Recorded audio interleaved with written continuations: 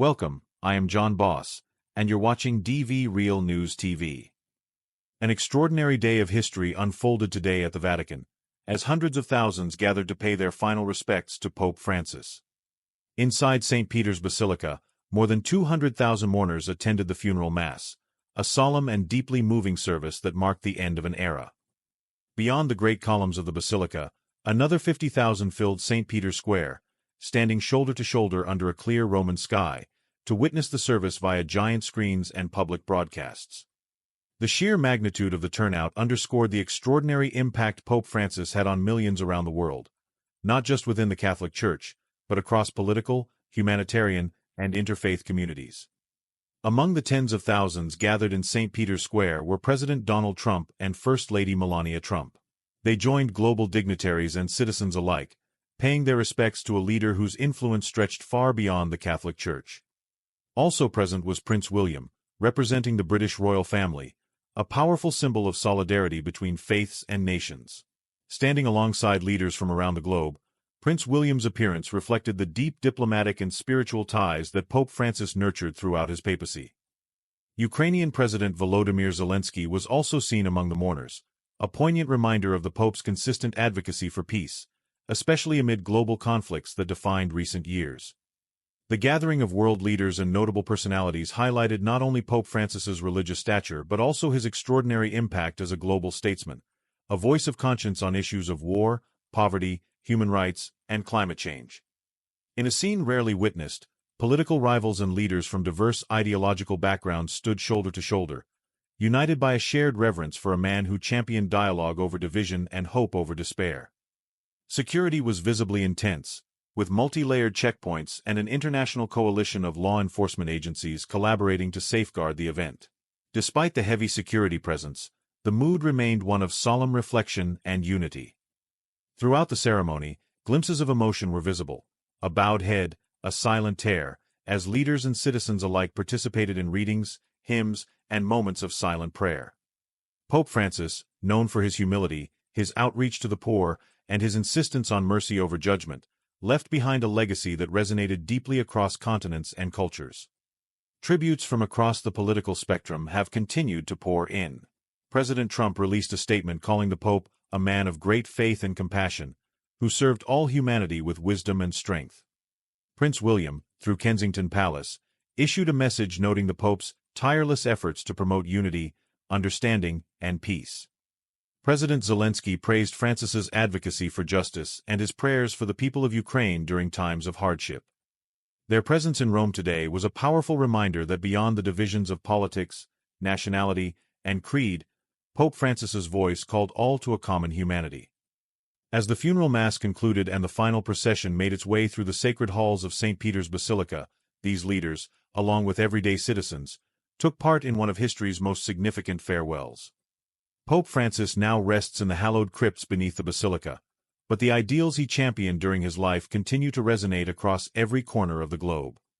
Tonight, from Rome to Washington, from Kiev to London, millions are reflecting on the life of a man who, in an age of division, stood firmly for unity, hope, and human dignity.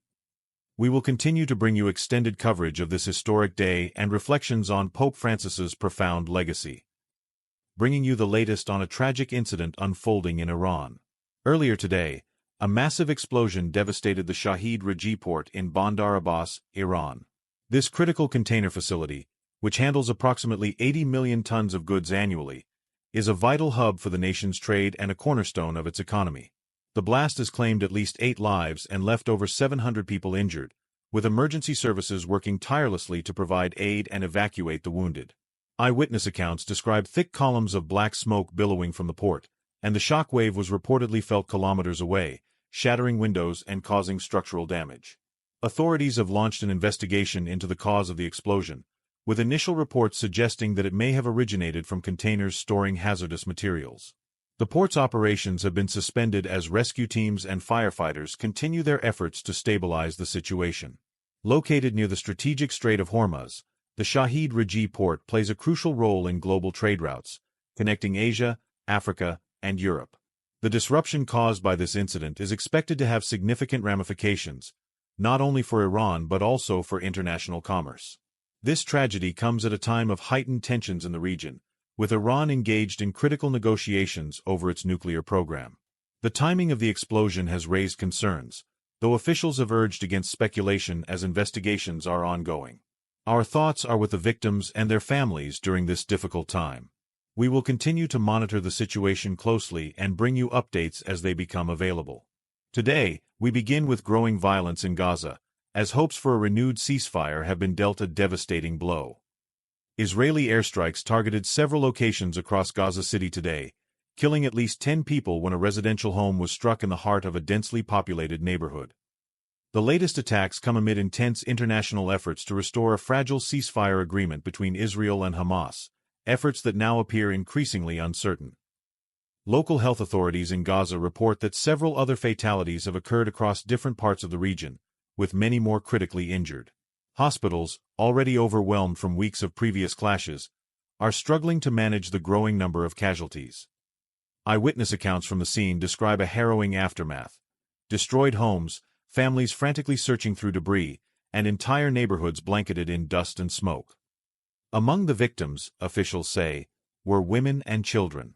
Many of the wounded were rushed to nearby clinics operating under dire conditions, with limited access to medical supplies due to the ongoing blockade. The Israeli Defense Forces stated that their strikes targeted what they described as militant infrastructure and command centers embedded within civilian areas, a claim Hamas has disputed. Meanwhile, mediators from Egypt, Qatar, and the United Nations are scrambling to salvage peace talks. Negotiators had been cautiously optimistic about re-establishing a humanitarian pause in fighting, but today's escalation has thrown those efforts into serious jeopardy. United Nations officials have called for an immediate halt to hostilities, warning that the humanitarian situation in Gaza is deteriorating rapidly. Aid organizations report shortages of food, clean water, and electricity, exacerbating the suffering of ordinary civilians caught in the conflict.